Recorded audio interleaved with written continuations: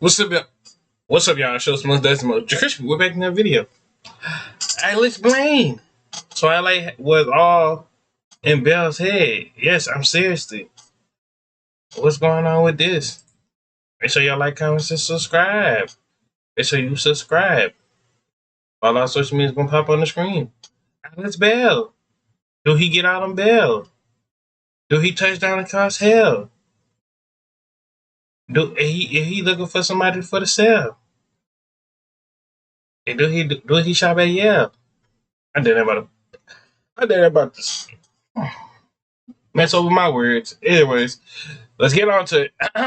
You're impossibly fast and strong. Your skin is pale white and ice cold. Okay. You don't go out in the sunlight. I know what you are. Say it out loud.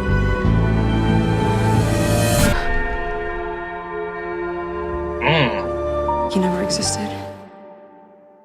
So, dream theories are dumb. Let's just get that out of the way. Any theory where everything happening in a story is all just a dream or a hallucination or they're in a coma. Wait, what? Happening in a story is all just a dream.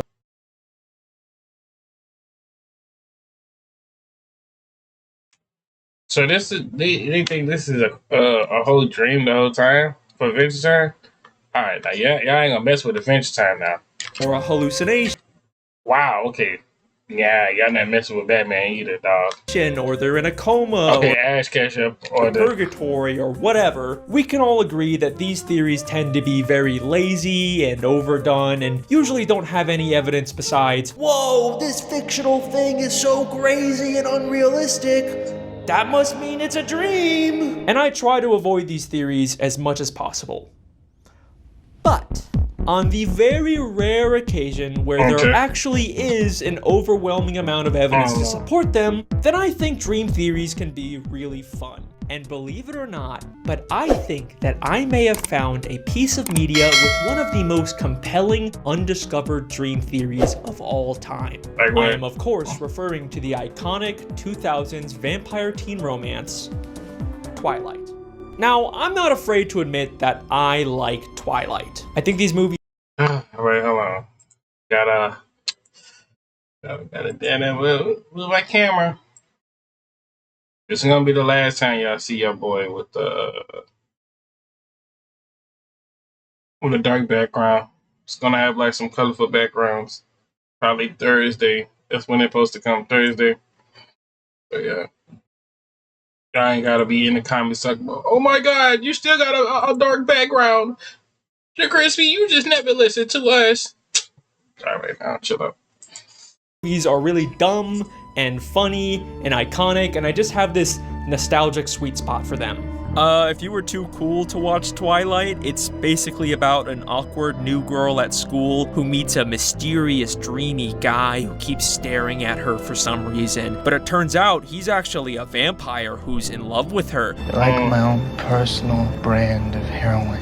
But oh no, there's also a werewolf who's also in love with her, and they fight because Bella is just so special and important and literal wars are fought over her. Don't these movies kind of feel like a fan fiction Bella's writing about herself? So yes, I like Twilight. I rewatch these movies every couple of years, but on my most recent rewatch, I noticed something really strange. Starts her forbidden love affair with Edward. There's this evil vampire guy that shows up and decides that he wants to kill Bella. You brought a snack. And the epic climax of the movie is a final fight scene in an old ballet studio where the good vampires eventually defeat the evil vampire and burn his body in a big fire. Wow, that's crazy. Ooh. But not before Bella gets injured and is hospitalized.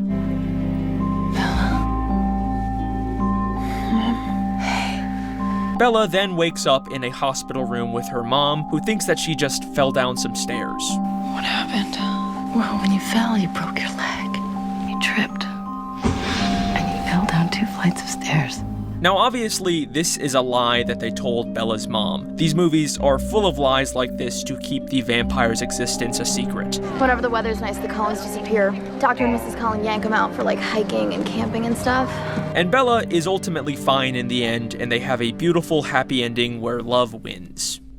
Yeah, that's crazy. Except there's something in Bella's hospital room that doesn't quite make sense. Is there, Alex? Something that should be completely impossible. Right, In the what? background of the room is an out-of-focus TV that seems to be playing footage of some kind of fire.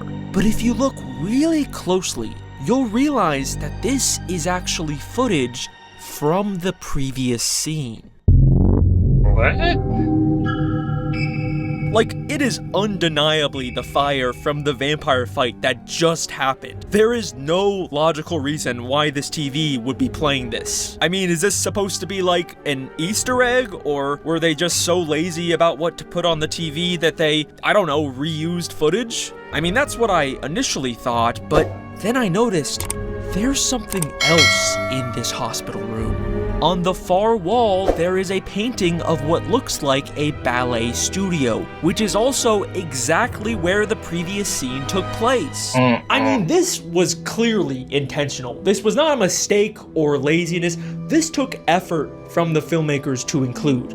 But why? What are they trying to tell us by including all of these very specific, intentional references to the previous scene? Yeah, that's crazy. Well, here's my theory. Nah, let me go ahead here with a theory. Whole time, Bella see this dude that she liked it, and she's imagining, like, she's still in school and stuff like that. She sleep in school right now, nodding her head off right now, and she see the new boy. There's two new boys at the school, and she got crush up for both of them. And the whole time, she want both of them, but she just don't know which one she want to choose to be with. So she imagining them to be a vampire and a werewolf. And then also, she's pretty much thinking about oh, they going to war over her because it's her world. She feel like she's special and stuff like that. And then she can wake up. That's another part of her dream. The hospital, that stuff, she never got hurt. She wake up and goes to her room, allegedly. Goes to her room, fall down a flight of stairs, blah, blah, blah. She's in her bed. She really now in her bed, sleep. And it's like a reference show that she's watching, and she's picturing that as her imagination. That's her daily life, basically. You tripped, and you fell down 2 flights of stairs. I think that the lie about Bella falling down the stairs is the real reason why she's in the hospital, and the fiery vampire fight scene in a ballet studio that we just saw didn't actually happen. Let me explain. When Bella first woke up, she was very confused and disoriented from her injuries, and she clearly had no memory of what actually happened. What happened? You don't remember any of this, do you? So what if her mind invented a fantasy using the first thing she saw? A painting of a ballet studio, a TV playing some random footage of a fire, and she used these elements to convince herself that the real reason she's in the hospital is because she was attacked by an evil vampire in a ballet studio, when in reality, she actually did just trip and fall down the stairs like her mother said. And you fell down 2 flights of stairs. So yes, I am suggesting that the fight scene that we just saw didn't actually happen. It was all a fantasy created in Bella's head. I mean, this honestly makes more sense with how clumsy we know Bella is in these movies. Sorry. Whoa! Can you at least watch where you walk? Plus, it explains why no one ever questions the massive bite mark Bella has on her arm. And also, isn't it weird that they went out of their way to show us footage of Bella falling down the stairs? Then you tripped, and you fell down 2 flights of stairs. Like, if this was just supposed to be a made-up throwaway lie, then they didn't really need to show it to us, right? I mean, the filmmakers probably put a lot of time and effort into this pretty difficult-looking stunt that we ultimately don't need to see if it's just a lie. But showing it makes a lot more sense if Bella falling down the stairs is what actually happened and the fiery ballet vampire attack was just a fantasy. I feel like there's a very good chance that this is actually what the filmmakers were going for. There are a lot of very specific intentional clues here. And that is my Twilight dream theory. This one fight scene didn't actually happen. Yeah, bro. Ain't no way this that short. I was about to say, bro. Ain't no way you just gonna be yapping the whole that 3 minutes. Not 3 minutes. 36 seconds and freaking not 36 seconds. I mean minutes. And 7 Bella seconds, was just bro. confused after falling down some stairs. Thank you so much for watching. Make sure to like and subscribe. I will see you next time. Hang on a second. If the entire climax of the first Twilight movie wasn't real, then what else isn't real? Like, if they didn't fight in this ballet studio, then what happened to the evil vampire guy who wanted to kill Bella? Did they ever defeat him? Is he still out there? Was he ever real? And also, them killing this vampire in this ballet studio. I think that the evil vampire is like an ex-boyfriend that she didn't like and stuff like that, basically. That's what it gotta be, or a bully. Is like a very major plot point for the rest of the franchise. There are several future movies where the entire conflict hinges on this guy's girlfriend trying to take revenge because of what happened specifically in this ballet studio. But if that scene didn't really happen, then none of it could have happened. And suddenly, I am questioning everything about these movies. Are vampires even real? This scene tells us that Bella is an unreliable narrator, and we can't trust anything that we see in these movies. And I believe that there is a very good chance that all of the vampires and werewolves and everything supernatural in the Twilight movies may in fact just be something that Bella is imagining. So yes, we are doing a dumb Twilight hallucination dream theory, or whatever you want to call it. And look, it's okay if you don't fully believe me yet, because trust me, there is a lot more evidence in these movies. But before we get into the big stuff, I want to go back and take a look at what the actual story of Twilight might look like if we assume nothing supernatural is real. And again, it's okay if you're not fully on board yet. We're just gonna look at how this interpretation might change things. Also, I'm only going to be talking about the movies in this theory. I didn't read the books. Sorry. When the phone booth turns white. Alright, come on now, stop. I'm not. In the first Twilight movie, Bella Swan is the new girl at Forks High School, and she's kind of awkward and doesn't quite fit in yet. But then she hears about this mysterious cool guy named Edward Cullen, and for some reason he keeps staring at her from a distance. And even stranger, he can't seem to stand being near her. Today we're going to be observing the behavior of planarians. Maybe it's because Edward is actually a vampire who can't resist Bella because she's just so special. Like my own personal brand of heroin.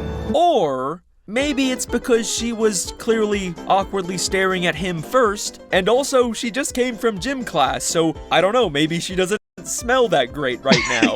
So everything that happened... No, so you telling me that she was musky? Nah, Alex, bro, you not gonna hit her with that. She was musky? At the start of this movie can be pretty easily explained away. Bella doesn't actually witness anything undeniably supernatural until she almost gets hit by a car, but then Edward uses his vampire speed and strength to save her.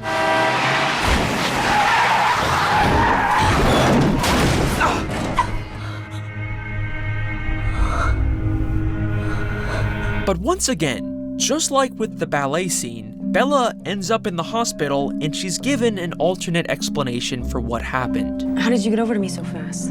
I was standing right next to you, Bella. No, you were next to your car, across the lot. You stopped the van. You pushed it away with your hand. Bella, you hit your head. I think you're confused. She's told that she's just confused and disoriented from hitting her head, and Edward was actually just standing right next to her. Nothing supernatural actually happened. Again, we're supposed to assume that these are lies to hide the fact that Edward is a vampire, but what if, just like with Bella falling down the stairs, Edward actually is telling the truth here, and Bella's memory of what happened is the lie? I experienced some post-traumatic stress or disorientation. I mean, isn't it strange that all of the unambiguous supernatural things that happen in these movies don't start happening until after Bella gets into an accident and possibly hits her head? It also feels like all of these supernatural things conveniently make Bella's life seem less awkward and embarrassing. Bella didn't clumsily fall down the stairs. She actually got attacked by a vampire in an exciting, epic fight scene. She didn't awkwardly embarrass herself in front of the guy she likes. He's actually a vampire who can't resist her, and he used his vampire powers to save her because he's in love with her. Don't these sound like excuses she's making up? Now look, I'm not trying to say that Bella is this sad, crazy person who can never accept her mistakes or flaws. I think she's genuinely going through a tough time in her life, and this might just be a way for her to cope with things. Plus, she might have a head injury that's seriously affecting her perception of reality. So I do feel a lot of sympathy for Bella in this interpretation of the movie. From this point on, Bella keeps witnessing more and more supernatural things, and I think these could all be fantasies that are fueled by the old local legends she hears about, and late-night internet research that just ends up confirming her biases. Oh my god, his hand was cold. That must mean he's a vampire. I mean, to be fair, I've done shit like this in these videos. I can't really criticize her. We even... Wow. So you doing like a Mayan research to see if it's like somebody actually a vampire? Even hear directly from Bella that during this time she's been dreaming a lot about Edward.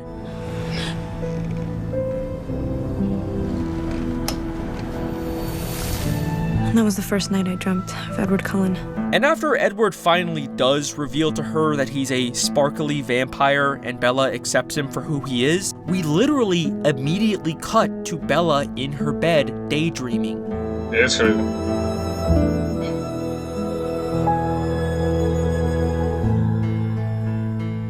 I mean, this transition really feels like that scene was all in her head. It's almost like Bella never actually interacted with the real Edward Cullen after their first couple of awkward encounters. I'm afraid you'll have to stay in biology. I just have to endure it. Bella then goes to Edward's house and meets all of his vampire family, and they spend a bunch of romantic time together. You better hold on tight, spider monkey. But then, right after this, we get a really weird scene with Bella at a diner with just her dad, where they talk about how Bella is always alone. What about any of these other yahoos in town? Anybody interest you? Dad, we can talk about boys? Yeah, I guess not. What is she eating? Tomato, onions? That's not no salad. That's just items they just put on top of that. He got the nice good thing. He got fries and a burger. Yum. Like, I know he's about to go tear that down. Back to the theory. I feel like I leave you alone too much. You should be around people. I don't really mind being alone. Which is a weird thing for her to say after she literally just spent a bunch of time with Edward and his family. And It's not like her relationship with Edward is this big secret, because right after this scene, she introduces him to Edward. I want to formally introduce myself. I'm Edward Cullen.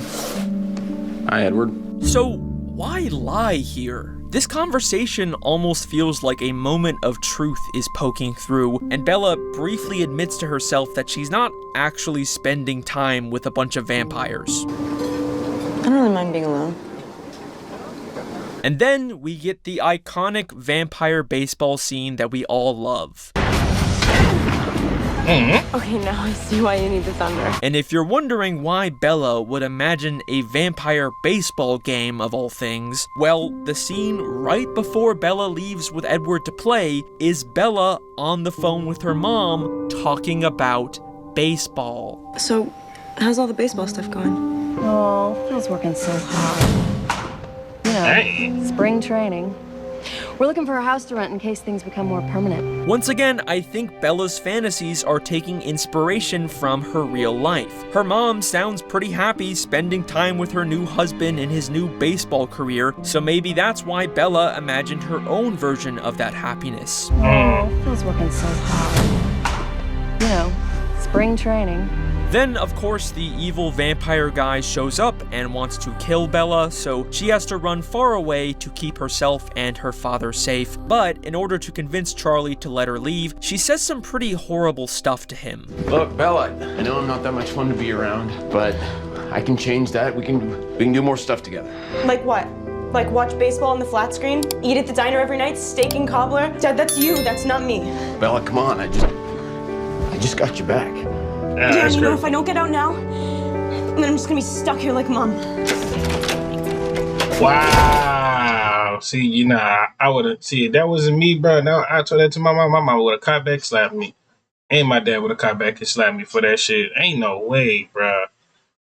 Yeah, bro. It be like that, bro. Now, we're supposed to think that this is a lie she made up to protect him. But of course, we know that there is a very good chance everything about this evil vampire guy and Bella running away to have an epic fight in a ballet studio is the actual lie. So, in the moment, I do think Bella actually means what she says to Charlie here. Yeah, and you know, if I don't get out now, then I'm just gonna be stuck here like Mom. Now, of course, Bella feels bad about this later, which is probably another reason why she'd invent a fantasy about an evil vampire hunting her. I mean, it's not her fault she said those terrible things to her father. She's not a bad daughter. She was actually protecting him from the evil vampire. She doesn't need to feel guilty. Again, I'm not trying to say that Bella is this terrible, irredeemable person. She's clearly going through a lot, and after falling down some stairs, she does come back and apologize to her dad.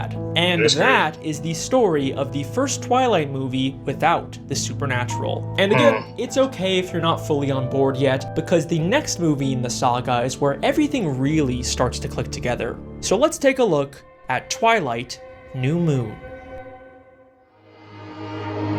If she wasn't around a bunch of vampires. And this movie is about Bella dealing with that breakup and eventually getting closer with her friend Jacob, who then suddenly turns into a sexy werewolf guy who also loves her. But in the end, Bella is reunited with Edward and they live happily ever after again. Now, New Moon is full of little things that line up really well with this theory. I'm just gonna quickly speed run through them. There's the way Edward suddenly disappears when Bella's dad comes in the room. I'll never fail you again. Charlie's gone. Hey. Obviously, we're supposed to assume he used vampire speed, but it also kind of gives off a Bella was actually alone talking to herself vibe. Here's one I really like. Jacob gives Bella a dream catcher and holds it right in front of Edward, almost like we're symbolically equating Edward to a dream. Right. Dreams. There's also lots of lines after the breakup that really feel like they're directly telling us that the vampire boyfriend version of Edward and his family were never actually real. Wow. I never existed. The pain is my only reminder that he was real. I don't see Edward anymore. Will it really feel like he never existed? Bella also has this wolf painting in her room before she finds out Jacob is a werewolf, so maybe that's another real-life inspiration example. And also, once again, in this movie, Bella gets into another 2 accidents where she hits her head. So if Bella didn't already have severe head trauma affecting her, then she definitely does now. But the most interesting thing in this movie is the way that Bella unambiguously hallucinates Edward after he leaves. Keep walking. That's crazy. Stop. You alright? This is never explained as some kind of supernatural vampire thing. Bella is just straight up hallucinating, and now it's being directly acknowledged by the narrative. I thought that I saw something. You're insane, actually. I saw him. Maybe I'm crazy now. I guess that's okay. I think that the true story of New Moon is really about Bella struggling to hold on to her fantasy and slowly coming to terms with her reality. I don't see Edward anymore. Yeah, that's crazy. Will it really feel like he never existed? Maybe the real-life, non-vampire Edward and his family did actually move away from Forks, and now their absence at school is making it harder for Bella to keep her epic vampire romance fantasy going. And now, when imaginary Edward does rarely appear, it's much more obvious to her that he's not actually real. There's specifically a moment when Bella revisits the field that she used to spend time with Edward in that really gives this feeling like she's actually realizing it was all a lie. I will find a place where I can see him again.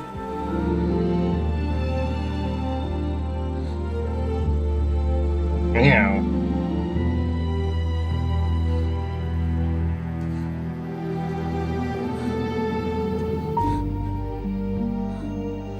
Bella then realizes that the only way to get Edward and her fantasies to come back is by getting into more life-threatening accidents, just like the ones that originally started these delusions. If a rush of danger is what it takes to see him, then that's what I'll find.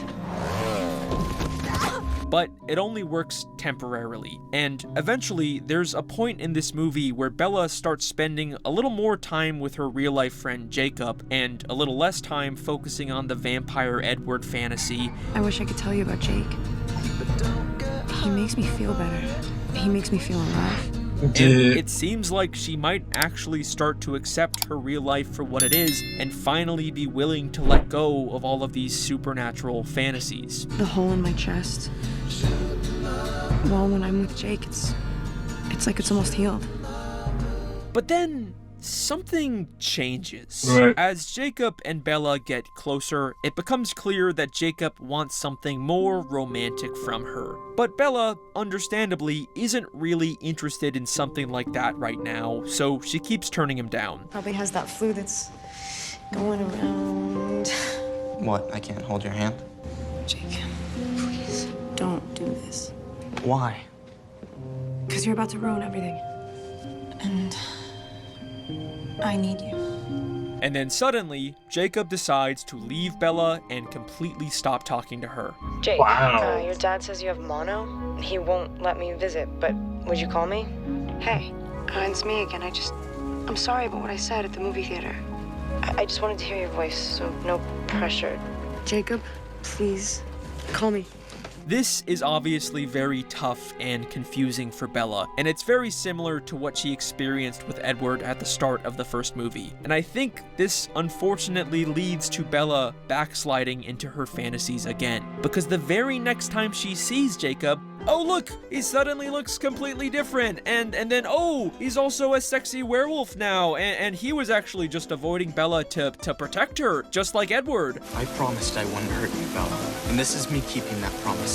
See, it wasn't her fault that he left. Everything's happy again. Yay! This is pretty much exactly what happened in the first movie. Bella felt alone and embarrassed, and she got a head injury, and then suddenly a big supernatural fantasy took over her life. I even feel like it's the same situation where she never actually saw the real Jacob again, and everything after him shutting her out is a complete fantasy, just like Vampire Edward. But having a fantasy werewolf Jacob back in her life is not enough for Bella this time. She still wants Edward back too.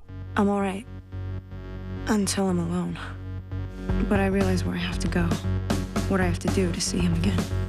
So now she's convinced herself that the only way to do that is by taking some very drastic measures, and Bella decides to jump off of an extremely dangerous cliff into the ocean. Oh no. This right here, what it called, is a hallucination. This is what they call is craziness. It's just trying to see things and stuff. So the whole time, she might low key be dead. She jumped in this, she might be dead. I'm kind of agreeing with this. Who knows? Don't do this. Please. You won't stay with me any other way.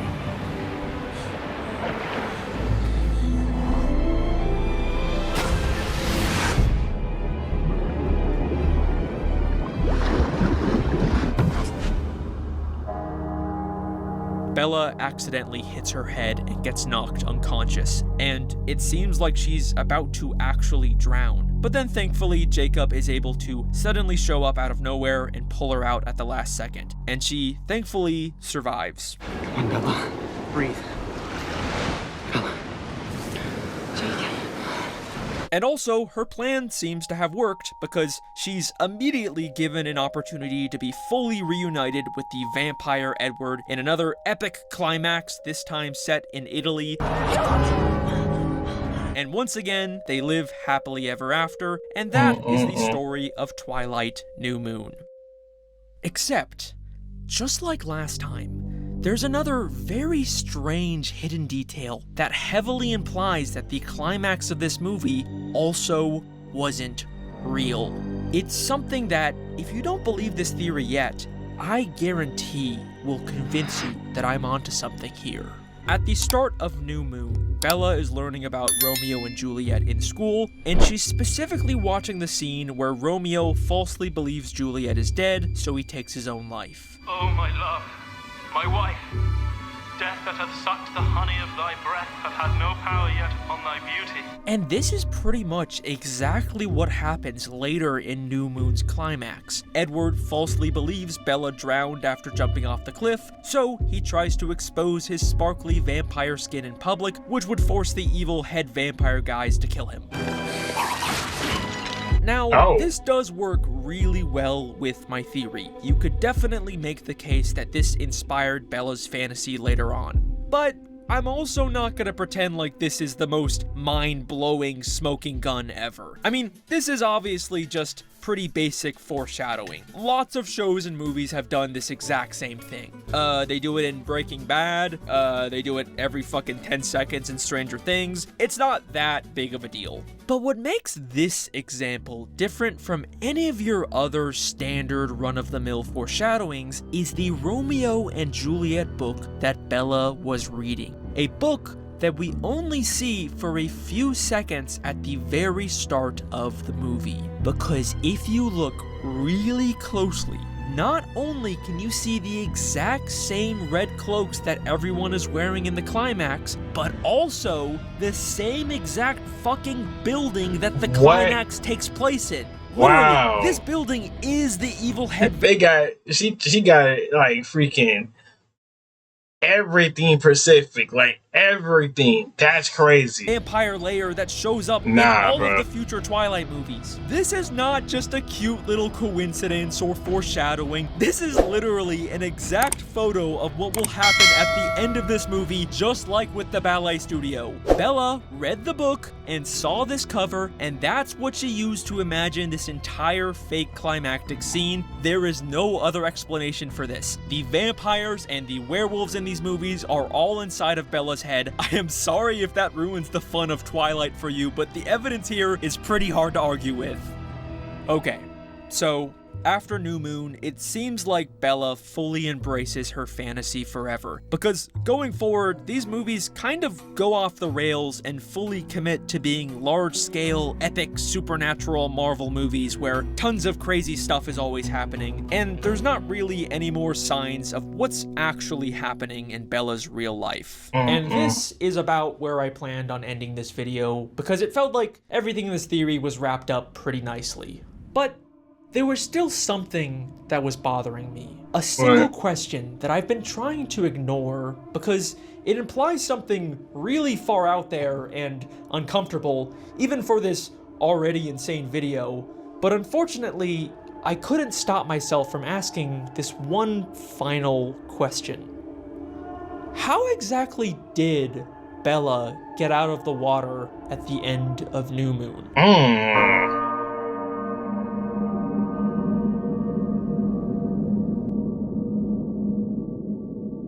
Obviously, Jacob pulled her out at the last second, right? No. Because that means if Jacob, no, they gotta be that could have been somebody. They gotta be around a person who was hiking and stuff and saw her body. Like, this could have been Jacob. So there's somebody else helping her out. So the whole time she's hallucinating and she's thinking about Jacob the whole time. And it's not really Jacob, it's somebody else. So yeah, she's dreaming about this, basically. But if you believe my theory, then you know there's a pretty good chance Jacob isn't real. At least the short hair fantasy werewolf version of Jacob. The real Jacob seems like he's been out of Bella's life for some time now. So again, how exactly did she survive? In fact, there's actually a lot of really suspicious things about Bella's escape. I mean, there's the way that Jacob just kind of comes out of nowhere at the last second, even though he had no idea she was doing this. And then there's the fact that Edward believed that Bella died in the water. Bella, it's Edward. He thinks you're dead. Why did he believe this? It's a little convoluted. His vampire sister Alice has the ability to see visions, but apparently she can't see werewolves in these visions, so she only saw Bella unconscious in the water and not the part where Jacob pulled her out. Would you like to explain to me how you're alive? I saw a vision of you. You jumped off a cliff. I didn't see you get pulled out of the water either. I can't see past you and your pack of mutts. Except this makes no fucking sense, because the final Twilight movie literally ends with Alice seeing a vision of Jacob.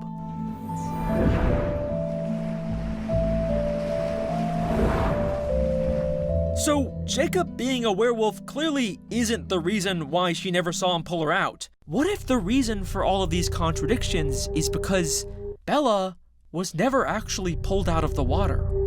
What if Bella actually drowned? I didn't see you get pulled out of the water either. So yeah, this is the dumb idea that I couldn't stop thinking about. What if Bella actually died after cliff diving at the end of New Moon, and everything after this is just something she's imagining in her final moments? So yes, I am officially committing to a dumb purgatory coma theory or whatever. Oh, no, you ain't down with that, I know it sounds like a stretch, even for this video, nah, but you're not done. You got about the 5 more minutes left to this video. Admit, there's something kind of interesting about it.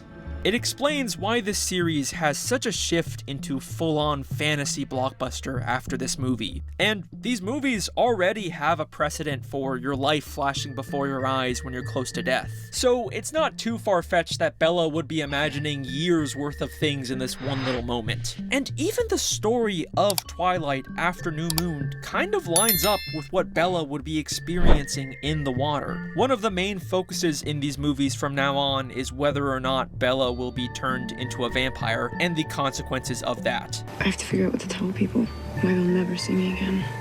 I don't care how miserable your human life is. We'll always be this, frozen, never moving forward. You wouldn't have to change for me, Bella, or say goodbye to anybody. On one hand, she'll get to live forever in a fantasy vampire world, but she'll have to give up her life and leave everyone she cares about with them believing she died. Is that Charlie? Eventually we'll have to tell him you didn't make it. He needs to mourn, Bella. You gotta admit, it's a pretty similar dilemma to what Bella is facing here in the water, as she's on the brink of losing her life and her loved ones forever. Why they'll never see me again. Eventually we'll have to tell him you didn't make it. There's also a lot of repeated water and cliff imagery after this point, almost like a constant reminder of Bella's real circumstances is bleeding through. In Breaking Dawn during her honeymoon, Bella even jumps off of another cliff into water, and then a song plays in the background that says, "Only a Dream."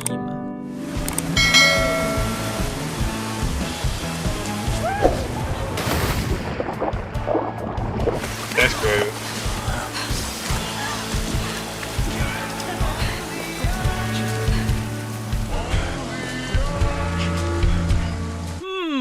Very interesting. I think specifically the idea of Bella's dad grieving her after her death is an especially big source of guilt that's manifesting in her fantasy. And we even get a supposedly fake imaginary visual representation of what that would look like.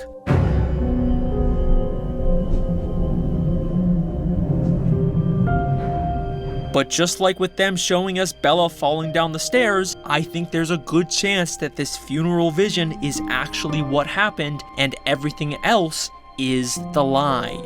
And look, I know this final death theory is pretty far out there, but I still have one final thing to share with you that I think you'll find very, very interesting. Right after we're shown this funeral, we cut to Jacob speculating about how vampire Bella might fake her death, and listen closely to what he says. Maybe they'll say she was in a car crash. or tripped and fell off a cliff. Maybe they'll say she tripped and fell off a cliff. And he is saying this literally at the same La Push beach where Bella jumped. Or tripped and fell off a cliff. Eventually we'll have to tell him you didn't make it. Maybe we'll never see me again. I never existed. So, there you go. It's up to you whether you want to believe this little extra final drowning theory, but I think... Okay, well, here's my theory, and this ain't gonna be a long theory. My theory is low-key, it's like Bella, she was like a new kid, and she had friends and stuff like that, but she had a dream that she did that stuff. Whole time, she's still at the hospital. Whole time. This is like, she in a deep coma. She woke up, finally went to school, did all that, met a boy. The boy finally had left over during the summertime. Mind you, you never see them go back to school again and stuff like that. Jacob, that was her best friend. He had feelings, but she turned her down. Jacob had gotten the feeling and left her be. Boom, boom, boom. Bella just started imagining Jacob came back to his life and stuff like that, and all that other stuff, bro. Well, I hope y'all enjoyed the video. Make sure you like, comment, subscribe. We're on the road to 500. I'm out, man. Love y'all, bro. How y'all feel about that theory, though?